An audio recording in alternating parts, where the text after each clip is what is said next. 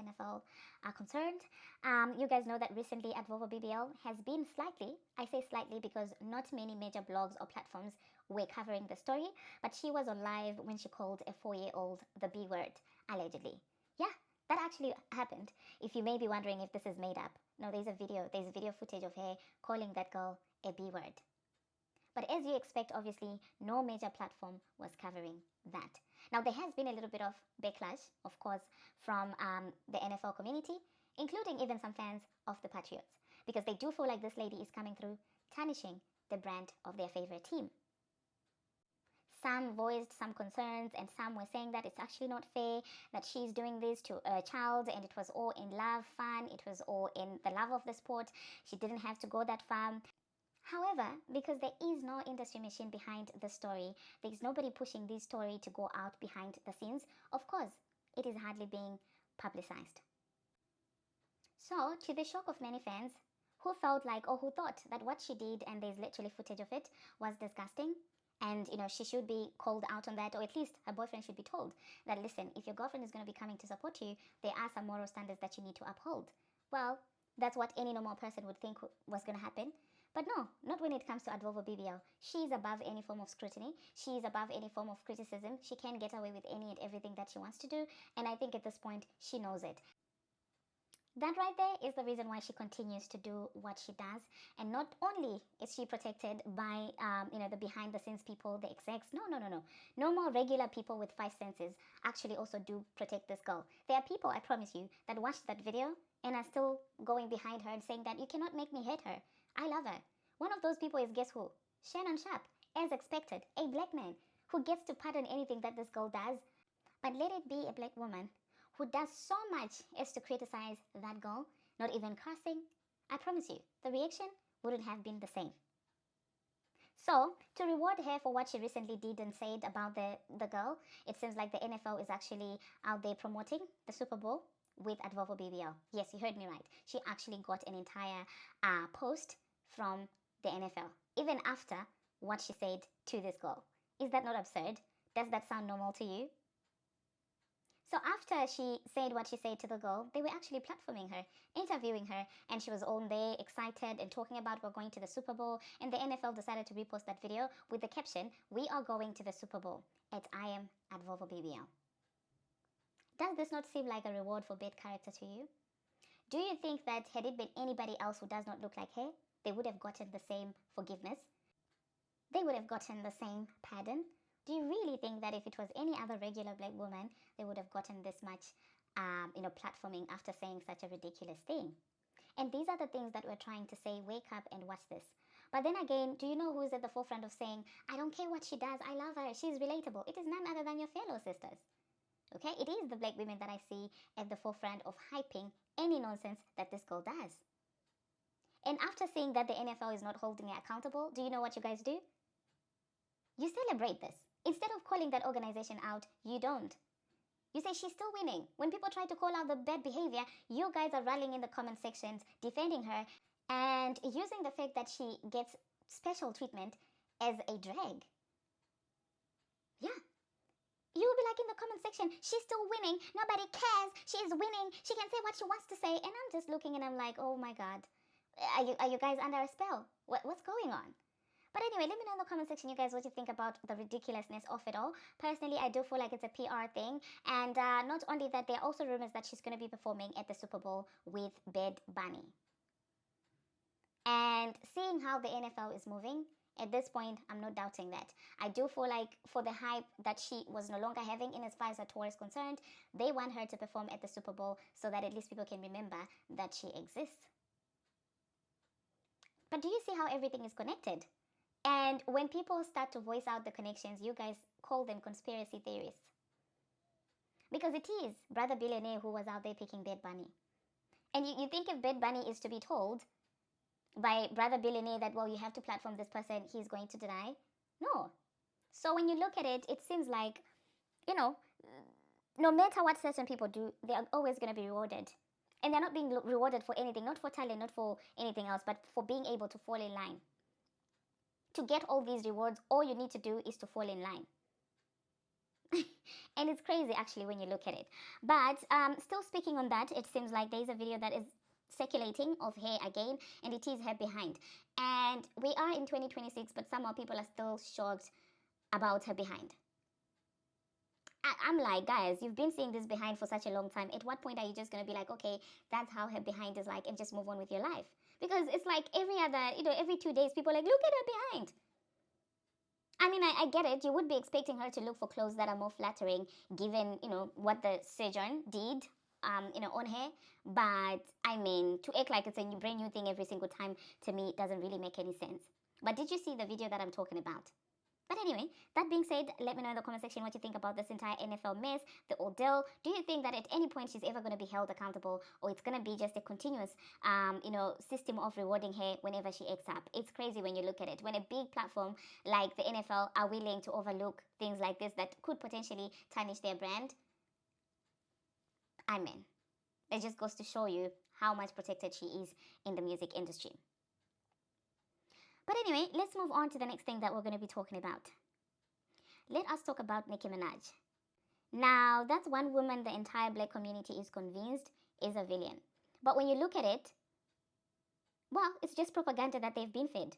Now, this dance, captain from her tour is coming through with some positivity, because suddenly everyone has a negative Nicki Minaj story, a negative Nicki Minaj experience, and sometimes you just wonder, where were all these people before the cancel campaign started? Why are you only now speaking up now? To me, it's giving coward. It's giving this dogpile on her. So to see somebody who can boldly come out here and express their truth about their experience with this woman, to me, that is something I truly, truly cherish. Now, this is what Jenna had to say. She said, "Laugh my behind off all these comments. Full disclosure, one night on the stage, I saw Nicki's shoe was untied during the show, so I walked up to her, slid down her leg and tied her shoe on stage. She was full of gratitude and kept telling me how no one had ever done that for her before. She loved me to pieces for it. I would always fix things I noticed may have been out of place on her, because that's just me. She knew I was reliable, so when her shoe came untied another time, she literally walked across the stage, and that was her asking me to do what I always did. Things look one way when people have no context, but this was all love. I was so heavily compensated on this tour. Plus, I was dance captain. That honestly, something as small as tying a shoe on stage, was me showing I had her back the same way she had mine.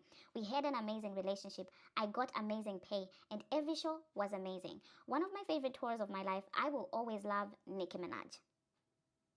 Now, she had to respond because people were circulating videos of her helping Nicki with her shoes, and they were trying to paint narratives and try to make it seem like she thinks she's a mini goddess. And that was also following that entire Ruby Rose comment where she was trying to paint Nicki Minaj in a bad picture, trying to say, oh, she's so condescending, she's so pompous, and all of these things. So people were taking clips of this happening, her helping Nicki with her shoes, and were saying, look at how she treats others.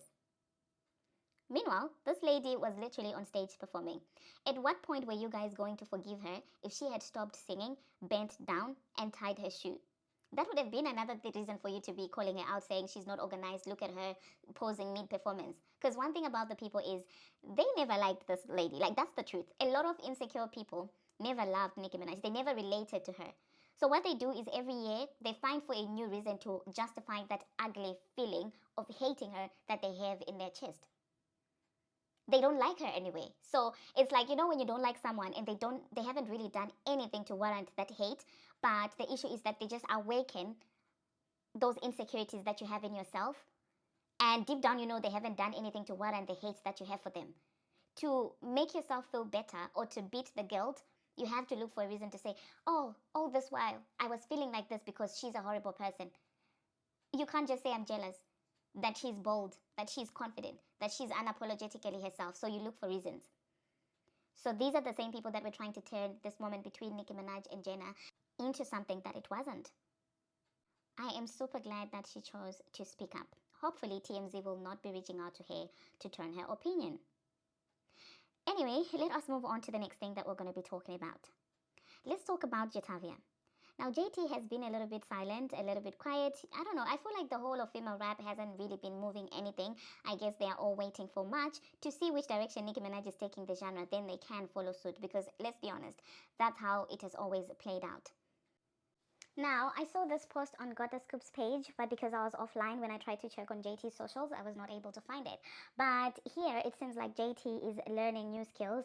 She has decided to tap into a new industry. She's decided to learn how to DJ as well as jewelry making. And personally, I'm very proud of her, honestly, given how saturated the genre is, given how, badly it is performing. I do feel like that's a very smart thing to do. And honestly, I am for it. I'm literally for it because I do feel like this is way better than the other rumors that we hear about rappers, female rappers, when they fall off, that now they're selling their bodies and stuff like that. And one thing that I've wanted about her is in her rebrand as a solo artist, of course, she has some, steamy scenes and in her videos and stuff like that, but she's not allowing people to box her into one thing, which is a very good thing because once you're boxed, if you're not saying hoo-ha in your videos or shaking your behind, the people will not be pleased. I remember a video that circulated when she was refusing to shake her behind and somebody was telling her to shake her behind and she was like, no, I don't want to. And honestly, I'm not mad at her at that for that because I mean, some people are like, well, you are a city girl, this is your brand. She's allowed to rebrand if she wants to. So yeah, honestly, good for her. Anyway, let's move on to the next person that we're going to be talking about. Talking about the female rap girlies, let's talk about Lottery Ticket. Now, it seems like 21 and Fabio had a little bit of back and forth after Fabio was kind of questioning his street cred. He was not here for it, so obviously they started going back and forth, and Fabio was out there being shady, alluding to the fact that in one of her songs Lato alluded that, well, the one person that she would allow to, is Fabio. Now, when it went that way, I guess Big Mama decided to step in and to rescue her relationship, or whatever you want to call it, situationship, because immediately she came out and she started to say, stop making it seem like it was what it wasn't. It's not that we were just trying to go viral. It wasn't a real thing, blah, blah, blah, blah, and all of these things. And people are like, oh, is she indirectly kind of confirming that she is with 21 actually, because the way she just stepped into this entire back and forth between these men must mean that she's defending her integrity to her alleged boyfriend. Now, I don't know about using that as a point of saying, well, that means they're together, because whether she's with that man or not, it's still her name that was being played with by Fabio. And then she decided to go further, started to talk about money. And that's when I was like, okay, look, Rini, I hope you're not doing all of this for a man who's allegedly married, because you know how I feel about that alleged relationship. It's wild to me that someone as young as you, you're literally in your prime. So what are you doing with an alleged married man? And if the situation is true that this man often says that, well, it's for the papers, but if it is for the papers, how do you procreate with someone you're marrying for the papers? Something is not adding up for me. But anyway, let me know in the comment section what you think about Lottery Ticket, Fabio, and of course this entire 21 Savage thing. 21, can you do something for me? Anyway, let's move on to the last thing that we're going to be talking about. Let's talk about Rihanna, okay? It seems like people will always have an issue with anything that she does. You guys know that recently her man released an album, which I personally, to be honest, I haven't listened to it. That's why I never gave any review on the album, because I was genuinely just uninterested, to be honest. So to judge and say that it is a good album or not, I would be lying. But I've been seeing the remarks in the comments in the streets, and people have just kind of been pointing that it seems like his interviews where he talks about Drake are getting more attention than the actual album itself. Not that I'm shocked, because people love mess. People really love mess. They would pay to listen to some mess. I promise you, if you were to do these interviews and upload them in Spotify as tracks, they would absolutely do numbers, because that's how much people love mess. So I'm not shocked that this would happen. But personally, I don't know, if I was trending more from talking about my op, that would annoy the behind out of me. Because what do you mean you just want to hear about that man when I'm here? I just gave you an album. But anyway, Rihanna was excited because the album went number one with 122, if I'm not mistaken. And she was celebrating her man. Some people were not feeling it because they felt like she's a pick me. She's such a pick me. When it comes to her and her man, people have an issue with that. Yeah, it did 122.7. And so Rihanna said, just me here to let you know that my baby daddy got the number one album. Don't be daft. Okay? And in this relationship, for some reason, people are convinced that she loves him more than he does her. So It's a complicated thing. And also another thing, it's hard to see when the criticism is genuine, to see whether the criticism is actually genuine or if it's coming also from the beehive, because you do know that some of them really do feel some type of way about Rihanna. Back in the day when we were kids, it was, oh, they have beef, oh my god, she had an affair with brother billionaire. So some still harbor that disdain for her from those stories that we used to hear back in the day. But anyway, let me know in the comment section, you guys, what you think about all of this. That being said, thank you very much, you guys, for watching. And thank you very much for making it this far. If you have not already, what are you waiting for? Smash that subscribe button and do turn on the notification bell so that you will be notified each and every time that I post. And until my next one, see you.